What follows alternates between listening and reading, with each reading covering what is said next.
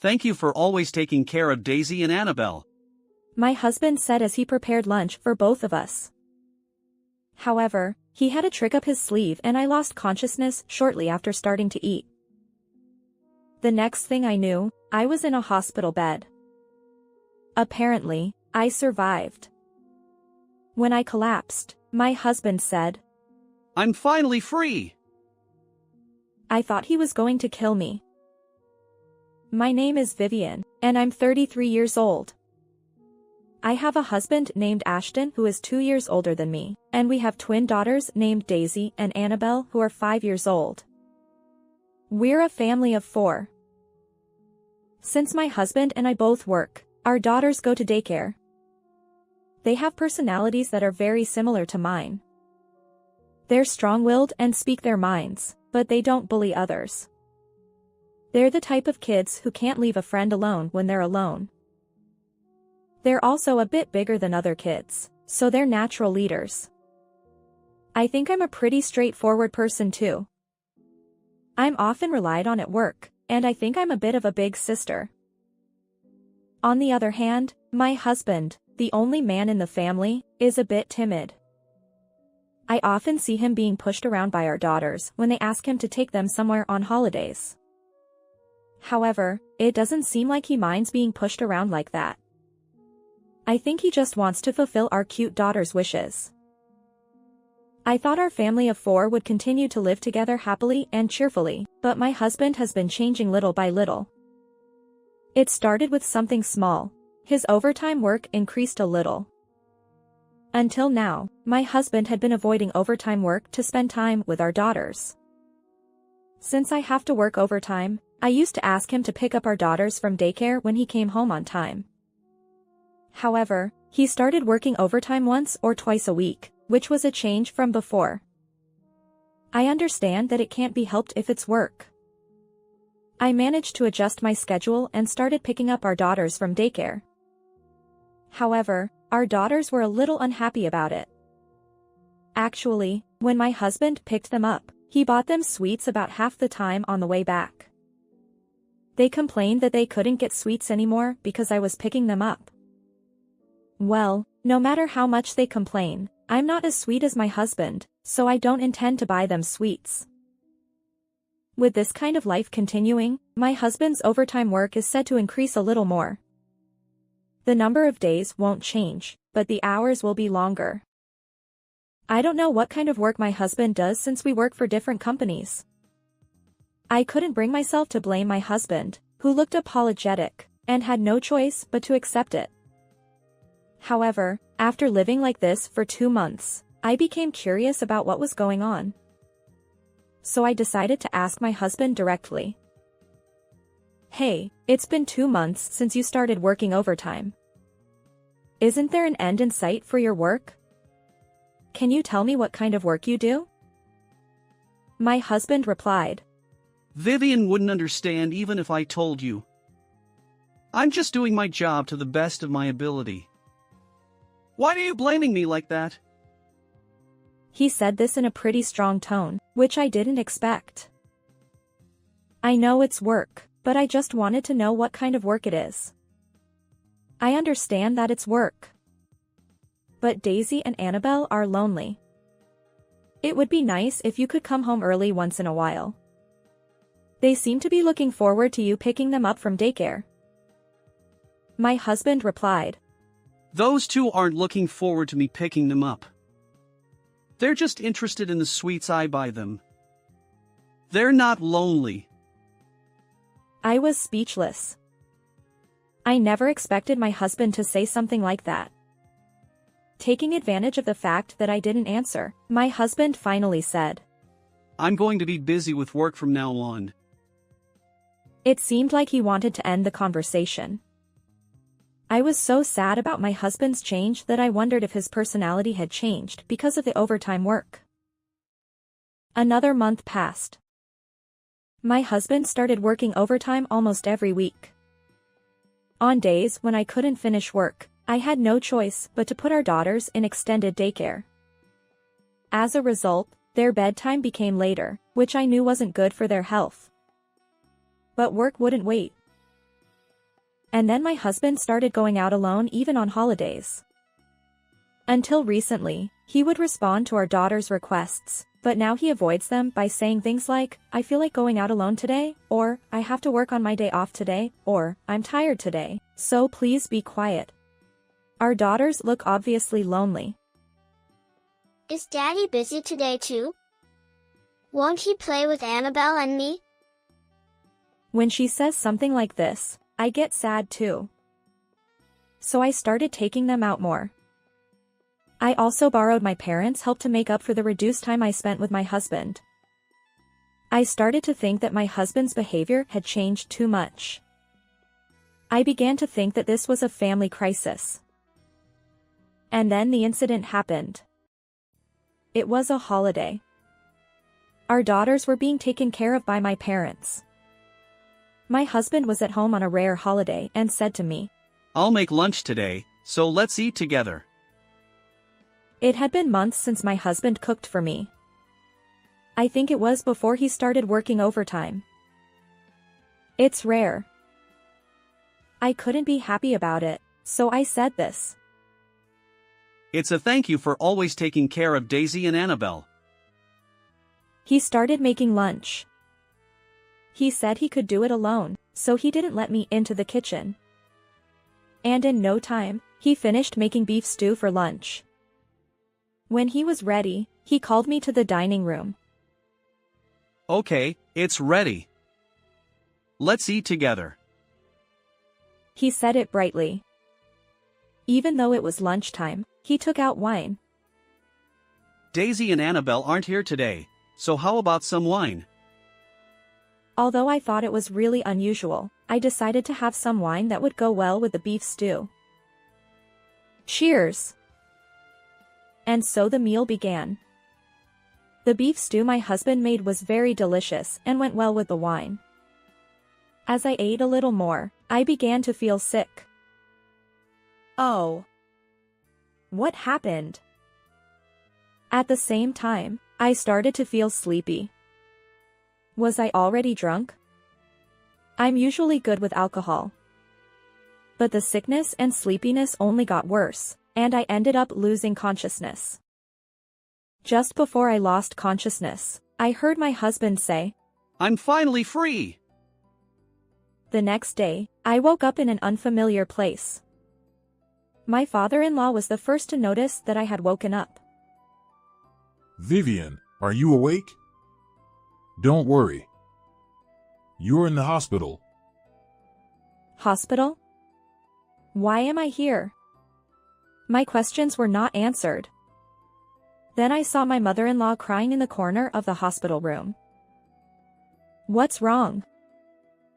When I spoke up, my mother-in-law approached me with a start. "Vivian, I'm really sorry about Ashton." It seemed that my husband was involved in my hospitalization. But he wasn't here. Where is Ashton now? When I asked, my in-laws' faces clouded over a little.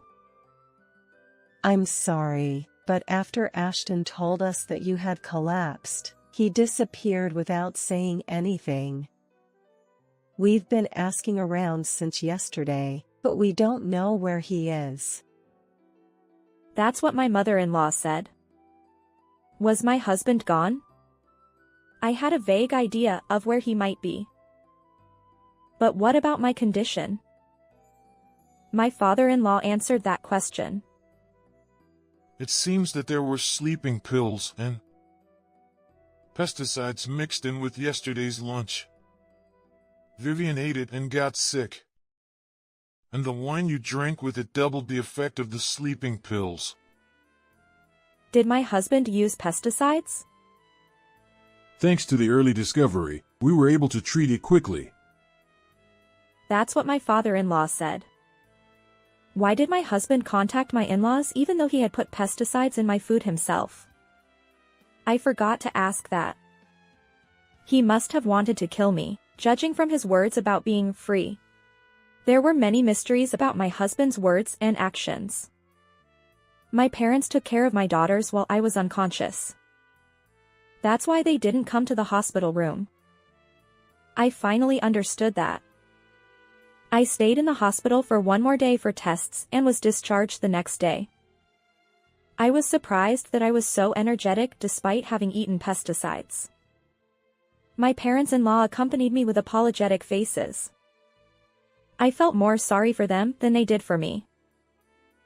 After I was discharged, I went to see how my daughters were doing. Even though I hadn't seen them for 3 days, it felt like a long-awaited reunion. And I asked them to stay at my parents' house for a little longer. I had to head to the battlefield. The battlefield was an apartment. I rang the intercom with determination. Then I heard a man's voice from inside. It was a voice I recognized. Yes, who is it? It's me. Vivian. I answered, and there was a loud noise from inside. After a while, the door opened, and my husband came out. His face was pale. Vivian, why are you here? That was my husband's first word. A wife should know where her cheating husband is. I said it loudly on purpose. Then my husband panicked. Can you speak a little quieter? He said that. Why don't you let me in? I want to meet your mistress. I said it without lowering my voice. It was a bit unfair, but it was a strategy one had to use to talk inside. My husband reluctantly let me into the room. I won my strategy. The woman inside should be named Cecilia. The reason I ended up in this apartment and why I know this woman's name is that I had a private investigator investigate it. Cecilia was a woman who looked good in a dress, unlike me, who always wore pants. This was the first time we met, but I knew from the investigation report that she had a neat personality. Well, I don't know if someone with a neat personality is really neat when they're cheating on someone else's husband. But she looked cute, and her personality was the opposite of mine. My husband asked me with a pale face. Are you okay? Oh, right. I forgot. My husband made me drink pesticides. And sleeping pills too. What was the meaning of these sleeping pills? I had a lot of questions to ask. I'm fine. I had a thorough examination and everything's okay. But why did you try to kill me? You called your mother early on, but you wanted to kill me? And what was the reason for the sleeping pills? I don't understand your behavior at all. Then my husband muttered something. I didn't try to kill you. Well, maybe I thought about it at first, so I gave you sleeping pills to delay the discovery. But I got scared, so I couldn't call an ambulance, but I called my mother. If you were found, I thought my mother would take you to the hospital. I see. So you ran away here? I said it sarcastically. But it was true. I'm sorry. I might have thought about killing you at first, but I didn't do it, did I? So can you forgive me? Huh? I sighed heavily. I couldn't forgive him for trying to kill me. Besides, only with such a cheap apology. I want to know what you wanted to do after trying to kill me. Did you want to remarry Cecilia, who is there? And what did you mean when you said you became free on the day you put pesticides in my food? What does that mean? I asked him a series of questions. My husband answered slowly while looking flustered. I was going to remarry Cecilia if you were dead. I was tired. I couldn't keep up with the power of you, Daisy, and Annabelle. That's why I said I became free. I see. So that's what it was. Was my weak-willed husband really cornered? But he was cheating on me? You cheated on me and then you're saying we cornered you? What are you talking about? You made an escape route for yourself. Who came up with this plan? If you say you came up with it because you were cornered, I can believe you, but if Cecilia is involved even a little bit, I won't forgive you. Then Cecilia spoke up. I came up with this plan.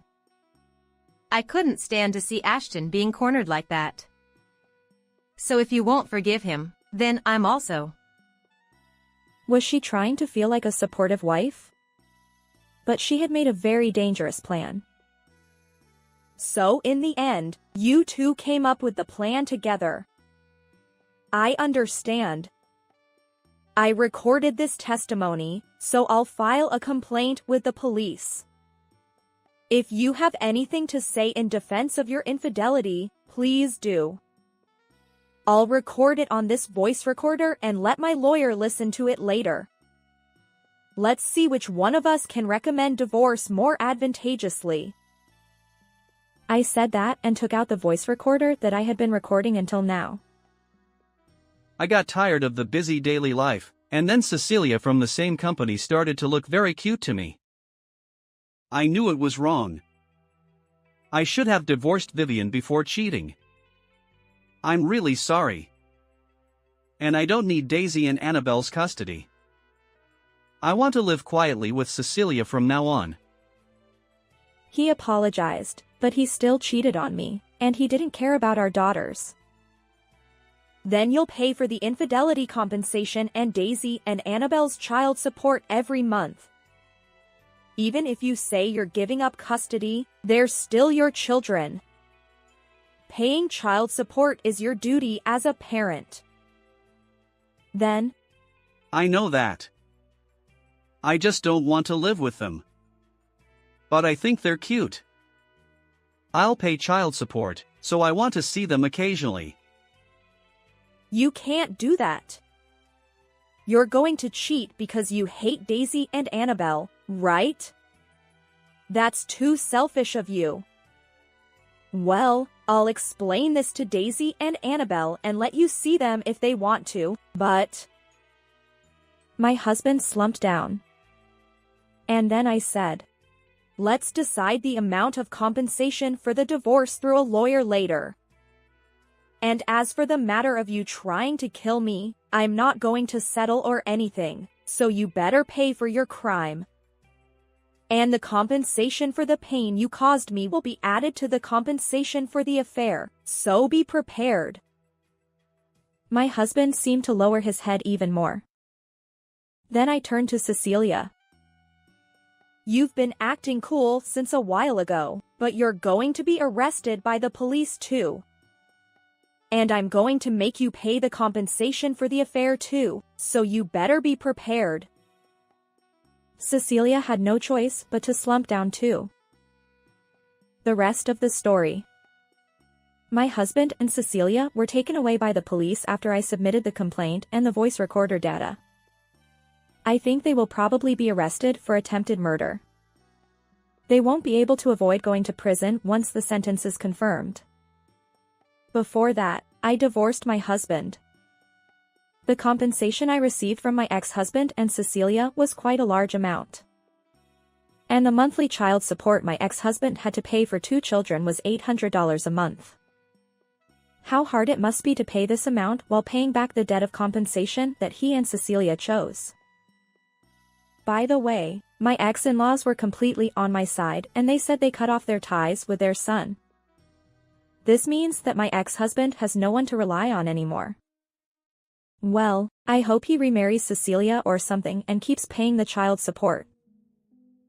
As for me, I decided to go back to my parents' house with Daisy and Annabelle.